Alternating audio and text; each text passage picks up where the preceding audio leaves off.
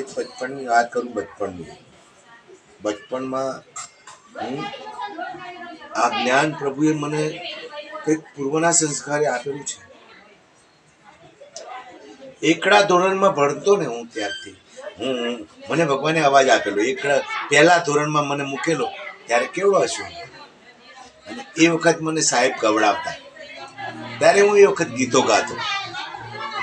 મને ગવડાવે કોક ને ઈશ્વર બોતા રતિભાઈ કરીને સાહેબ હતા અમારા ગામમાં.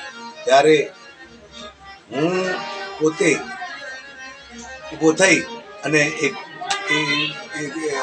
સ્કૂલના ગીતો કેવા હોય એવું પહેલાનું એક ગીત હતું.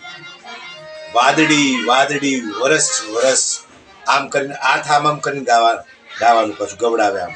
અને બધાની વચ્ચે ઊભો કરીને આમ ઝલક મારીને ગવડાવે મને એકલાને. એ વખત હું ગાતો ના બચપણમાં પહેલા ધોરણ વખત. અને પરિસ્થિતિ એટલી ગંભીર, નાની ઉંમર અને પરિસ્થિતિ બહુ વીક હતી. અને એ વખત પછી વાદળી વાદળી વરસ વરસ લાગી છે બહુ તરસ. પછી બીજું મમ્મી આવી મીઠાઈ લાવી ગાડી આવી. આ બધા ગીતો મારી જોડે ગવડાવતા સાહેબો.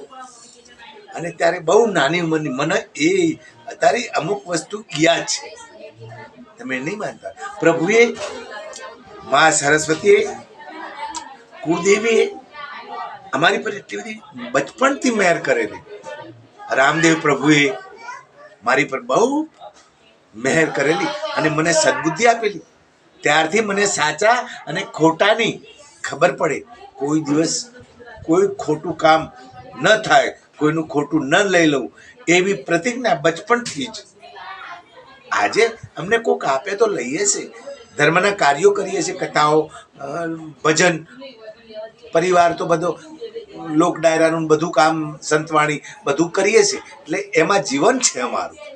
પણ એક પ્રતિજ્ઞા બચપણથી અમારી ઘોડાની લગામની જેમ કે આમ પગ ખાડામાં ન પડી જાય, કોઈ ટીલી ન લાગે એવા કામ પ્રભુએ અમારી જોડે કરાયા છે. અમારી મા સરસ્વતીએ અમને જીભ ઉપર બિરાજમાન છે. આજ સુધી એમ ખોટામાં કોઈને સાથ ન પાય એવી તો હજુ માગણી કરીએ છીએ પ્રભુ જોડે. અને આજે પણ કોઈ દેવ આગળ જઈએ, પ્રભુ આગળ જઈએ તો મેં માગણી એક જ માગીએ છીએ, હે પ્રભુ સદબુદ્ધિ આપજો, સદબુદ્ધિ આપજો. બસ. જય અલગધણી.